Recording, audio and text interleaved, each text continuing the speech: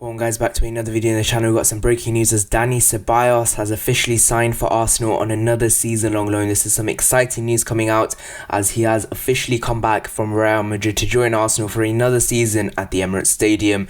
You know, he was so good last season, you know, towards the latter parts of the season after Project Restart. He was so good, and since the Newcastle 4-0 win, he's played every single game. He's featured in every single game under Mikel Arteta, and he's been a key part of his plans going forward. You know, he's been that number 8 box-to-box player partnering up with Granit Xhaka, and he's done really well. So I think, you know, it is a very exciting signing bringing him back on loan. You know, Arsenal haven't been in the greatest financial situation, obviously making 55 members of staff redundant. So a loan deal for Ceballos is very good. My understanding is that this is a simple loan deal. There isn't really an option to buy, an obligation to buy. I'm quite bummed by this because, you know, he is a player that I think if in the next year, if he does really well, because he is still a young player, he's only 23 years old, Spanish international, and next year he really wants to get into the Euros, which is why he wants to play a lot of games and at the highest level. You know, that's why he has returned to Arsenal on another season-long loan. And I do think that, you know, an option to buy, obligation to buy would have helped Arsenal, you know, if it was for around 20 to 25 million euros, because if he played really well, then we could have signed him on that cheap price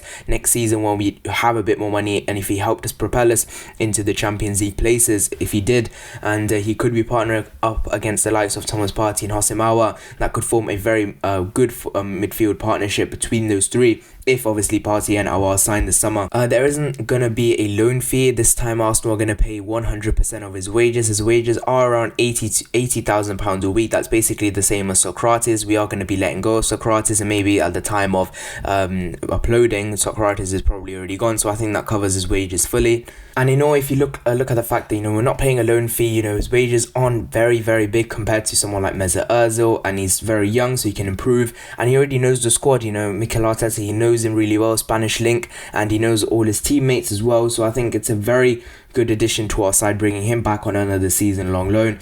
We're going to look at some of his stats for the last season, and looking at some of his statistics. He plays in the attacking midfield position, obviously number 8 we played him at. He is 24 years old, and in the English Premier League season 1920, Ceballos played 18 matches plus 6 as a sub. He had 3 shots on target from a total of 8 shots and scored 0 goals, 0.65 xg. Dani Ceballos averaged 53 passes per match with a pass completion rate of 88%, which was quite good.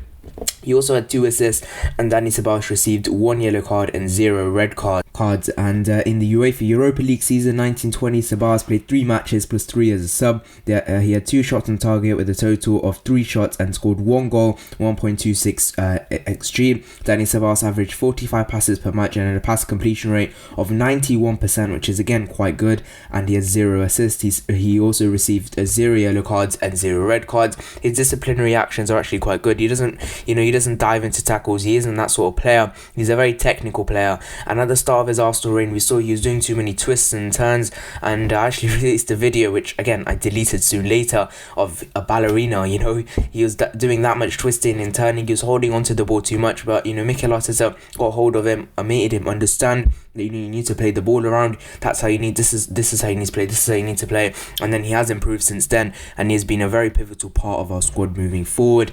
And looking at the FA Cup, we didn't mention there, you know, he obviously played a huge part in us getting to the next of the semi-finals of the FA Cup. You know, he scored the winning goal against Sheffield United, what was a last-second winner, smash and grab, because Sheffield United just missed a chance from the other end, and then we went forward, Saka, Pepe being involved, and Ceballos putting it on the front post to get us the lead against Sheffield United, and again won us the game in that game. So for Ceballos, it has been a very mixed season, because he started off very promisingly under Unai Emery, and then obviously he had that injury against Vitoria, and then obviously Mikel Arteta came in. He didn't actually play under Mikel Arteta at the start of the season. He was in and out of the team. He didn't do very much, and then, you know, ever since that Newcastle game, he has really burst onto the scene, and he has really played really well.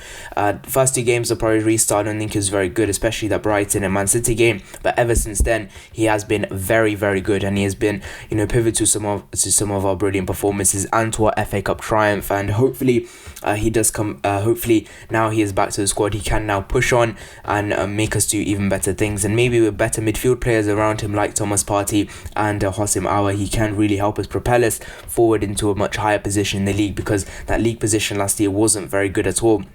And hopefully this season from Dani Ceballos we can expect much better consistency within his game, where he can go 30-40 games this season without getting injured or having too many inconsistent performances where he's just not doing enough on the football pitch. So hopefully Dani Ceballos will bring that. I want to see him more of an attacking role, maybe where he does use his incisive passes further up the field, because at times this season he was playing too deep, so he couldn't play those passes where he can, because he has to protect that area where he's positioned in that sort of DM role, so in that number 8 role, so he didn't have too many chances. But if we do go to the the 3 in midfield with the 4 at the back, then hopefully we do push that extra man into midfield, whether that is Houssem Aouar or Philippe Coutinho. That will allow Dani Ceballos to maybe have some more freedom going forward and play the passes that he is used to playing. I think Houssem Aouar would be perfect for that. They could take in terms to going forward, and with both of their pass accuracies being very, very good, Dani Ceballos 88% and 91% in these 2 competitions he has played in mostly, which is Europa League and in the Premier League. And hopefully, moving forward, Ceballos can have some more experience around him. Someone like Thomas Partey, again, both can speak Spanish. That will very much help for Arsenal moving forward. And Dani Ceballos, a very good addition. I think Gabriel being brought in and Saliba coming in this season means we can bring that extra man into midfield, and that will really help Ceballos, give him more protection if he is going to go further up the field, and help support the likes of Pierre-Emerick Aubameyang and our wide players like Pepe. Give them more opportunities to make runs in behind defenders, maybe for Saka and Willian as well. And for Aubameyang, he loves his balls over the top, and hopefully our or Dani Ceballos Ceballos can provide that, because his passing range is very good. And we saw in that first game where he did explode onto the scene against Burnley, I'm pretty sure he was at home, performance was very exemplary, and that was what we wanted to see all along from Dani Ceballos. But we didn't see that until Mikel Arteta came in, where he actually played quite a different role, as I said earlier, playing more of a deeper role, where he's doing things very good. He's building the play up. We're playing out from the back. He still leads the play going forward, giving the ball out to the wide areas like Kieran Tierney, Saka, and maybe this season Willian. But I think if Ceballos has a bit more freedom going forward this season, where he can play those passes straight to Aubameyang, who could possibly play in the centre, if Lacazette is not playing, because Aubameyang play in the centre, Ceballos will put those balls over the top. I think that would work very, very well for Arsenal this season, and I'm very excited to see that. This isn't costing anything. There is no loan fee. We're covering all his wages. Again, our wage was so high at the moment, so I think if we get a lot of our players off, supporting Ceballos' 80 to 100,000 pound a week wages won't be too hard for us to do. And overall, I am very excited by this loan signing of Dani Ceballos, re-signing him to the club. Very good towards the last end of the season. Tell me what you guys think in the comment section down below. Do you think it's a very good signing, bringing back Dani Ceballos, considering our financial situation isn't very good? Would you like a loan, an option to buy, an obligation to buy, or are you happy with the loan deal and give him back to Real Madrid next season and then negotiate a price which possibly could be higher depending on his performances this season? So thank you guys so much for watching this video. Breaking news is Dani Ceballos has rejoined Arsenal on a season-long loan. See you guys in the next one. Bye bye.